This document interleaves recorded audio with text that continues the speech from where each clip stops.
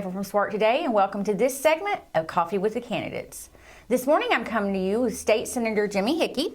Thank you. Yep, Thank you for being with us. Yep. And he is running for re-election for District 4? That's correct. Okay. Well, to get us started, can you define what is the role of a state senator? What do they do? Well, the role of a state senator, of course, I'm officed in Little Rock, and what we do is, we make laws. So what we do is we get together up there, we file bills, and then, of course, what we do is we try to pass it out of the Senate, out of the House, and then, of course, the governor would have to sign off on it or not sign off on it or to veto it. So that's kind of just the main goal. We also provide oversight in what I call off-season also. So we have a tremendous amount of committees where we sit, that we approve contracts, look over contracts, review contracts, make sure that none of those contracts are getting steered the wrong way or to someone's buddy or things to that nature. So there's also a lot of things that go along with the oversight of the office. Okay. Well, let's learn a little bit about you. Tell me about your background. Okay. Well, I grew up, I'm 58 years old now, or I'll be 58 on Election Day, November 5th. Oh, okay. Good birthday. Yep. So thing is, I grew up, my family grew up, I grew up farming with my family out here in the Red River Bottoms. We did cattle and chicken houses and did that 7 days a week. I attended the University of Arkansas at Fayetteville. Did not graduate from there, not because of grades, because of money concerns. Just to be quite frank, money was different back then. It was. Didn't have the opportunities like scholarships and things of that nature, so I wound up getting a bachelor's degree from East Texas State University. I went at night to do that while I was working at a local bank, Commercial National, over in Texarkana. And from that point, I had continued up into banking and actually retired out of there a few years ago as senior vice president. I've also, over the years, established some businesses. I've had, and continue right now, although I've been liquidating out of some of them. I have a couple of rental businesses. And then I also had a construction business where I built single-family homes. What I had learned whenever I went on to the Senate in 2013, January of 13, is that I could not continue to do that because I could not do that type of work and then be at the state capitol. So that was something that I had to stop. So also served on the Texarkana, Arkansas School Board. For about 6 years, where I served as vice president and president of that. Well, which of your experiences do you think have best prepared you for public office? Well, I hate to say any one thing, but you said most prepared me. I would almost have to say that it would have been my experience, my 25 years in banking. And I kind of say that because so much of what you do at the state capitol is based around money. And contracts and things to that nature. And actually, the bills, some of them can be very lengthy. They're hard to read.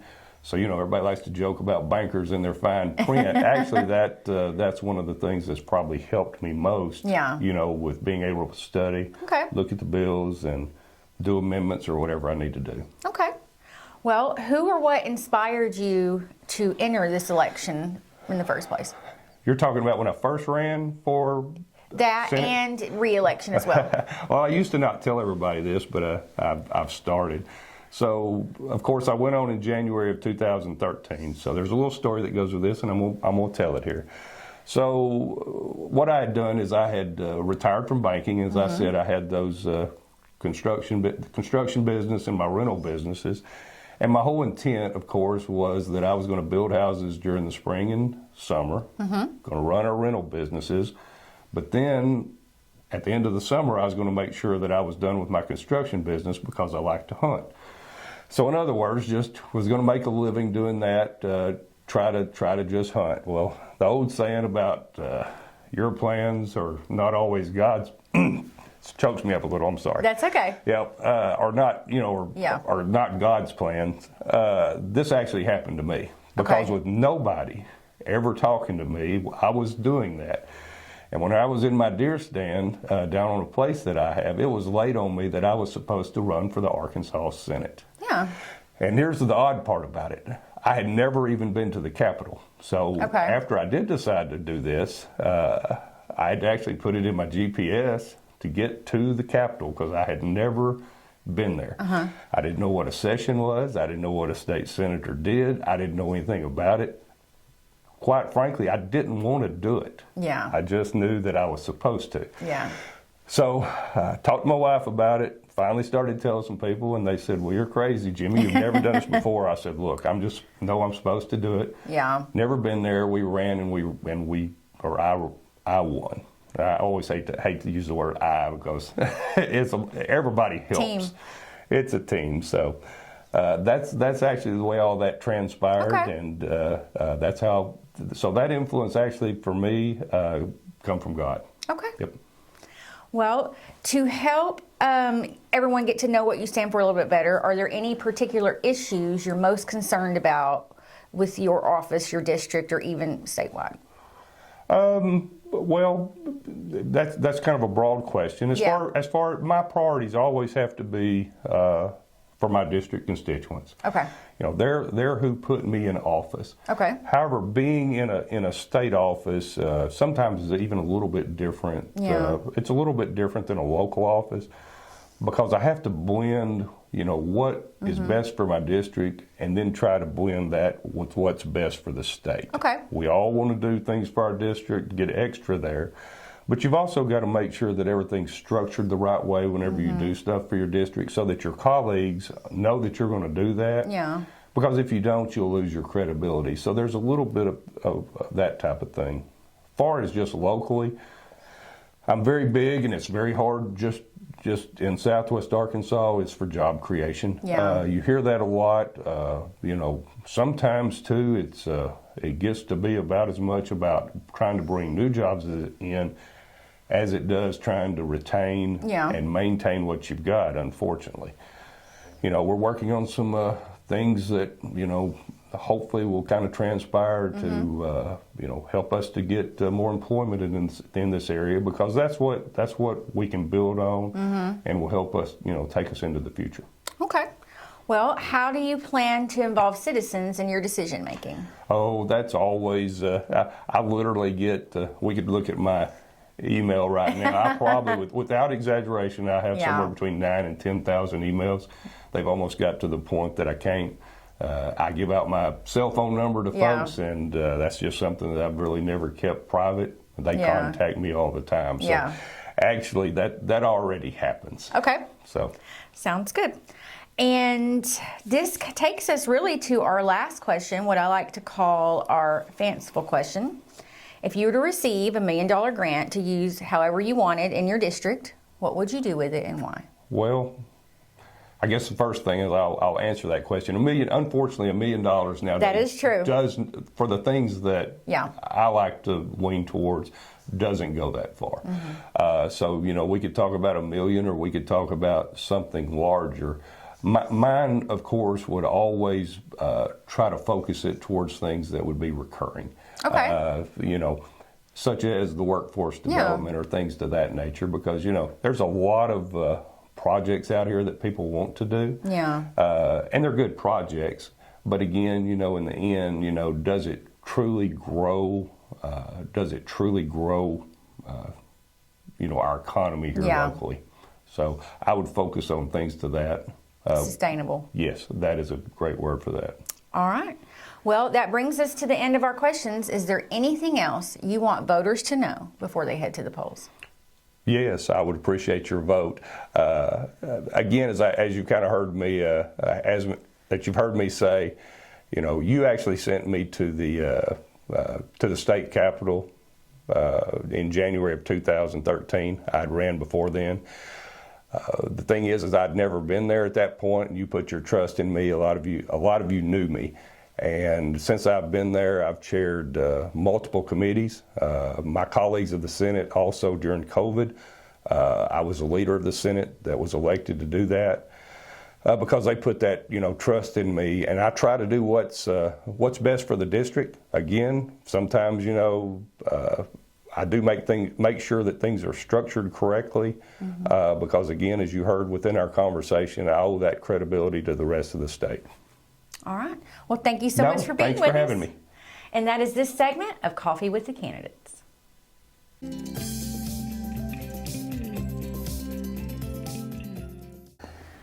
Hi, I'm April from Spark Today, and welcome to this segment of Coffee with the Candidates. Today I'm coming to you with Mr. Lonny Goodwin, candidate for State Senate District 4, right? Yes, ma'am. Okay. To get us started, can you help define for voters what is the role of a state senator?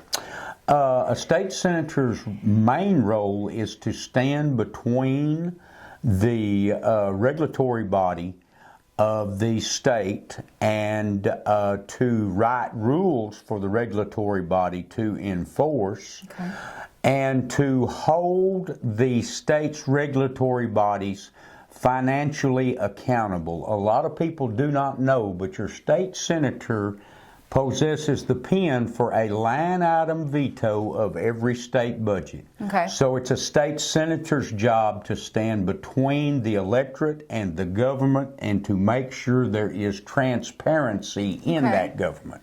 Okay. Well, let's learn a little bit about you. Tell me a little bit about your background. Well, first and foremost, I'm a born-again believer. I'm a child of God. I know who my daddy is. Okay. Then I'm a husband of one wife, a lady I've been holding hands and swapping spit with for 48 years. Okay. I am the father to a rock star daughter. My daughter does not know a ceiling. She is an associate professor at the at Texas A&M College Station, where she just a year ago received that degree to go on top of another doctorate that she has. So my daughter's a rock star, and I've always been a working man. Come to Arkansas in '84, planted trees, sprayed trees, cut down trees, even wear the scars from cutting down the trees. I've cleaned out chicken houses. I've hauled lumber. What got me to this spot right here, though, was I went to work for a man named John Lester in 1988. He was the Texaco distributor here in Hope. And that is where I rolled into, my UST contractor's role.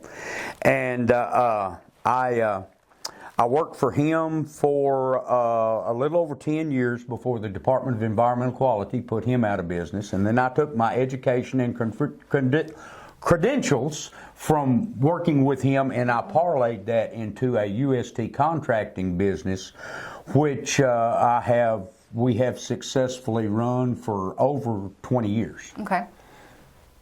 So that's, yeah. Well, which of those experiences do you think best prepared you to hold public office? Working intimately with the regulatory agencies for the last 30 years. I've worked with Department of Finance, with Bureau of Standards, with the Health Department.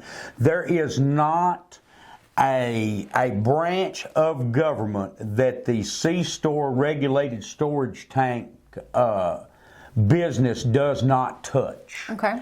And having worked from the citizen side of that, now I want to go to the legislative side of it. Okay.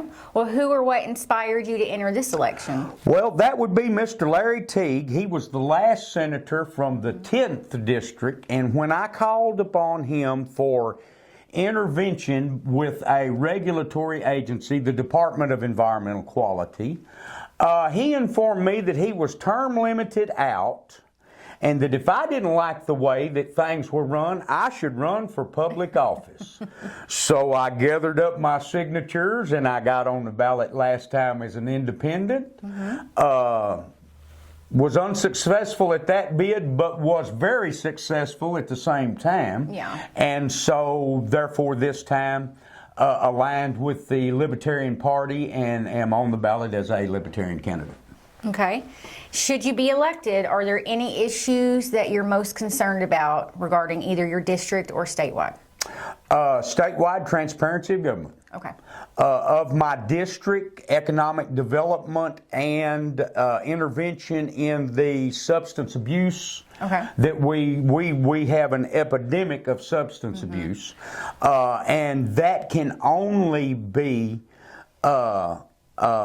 corrected by, number one, a work of the Holy Spirit, because without Jesus, you're not gonna get there. But number two, it takes an environment in which a person is not desperate and running for some sort of escape. Yeah. We have the largest drug problems in the most depressed counties.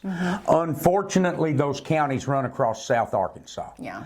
There are a number of things that can be done, such as the Index Arkansas bridge project, bringing the lock and dam system up where we're bringing freight from the Gulf all the way up to Index. That's the bridge between Texarkana and Ashdown.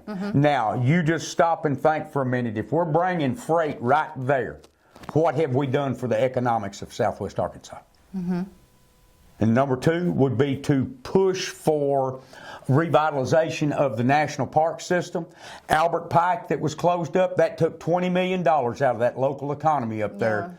That Albert Pike needs to be opened back up. If the federal government can't do it, then the governor needs to commandeer or seize that land and open it up under a under an Arkansas natural state park instead of the federal parks. There's lots of things we can do if you have someone who has been outside of the cesspool, shall we say, and bring the same outlook and perseverance and tenacity to the legislative body that I have in the retail construction industry and Lonny Goodwin Company.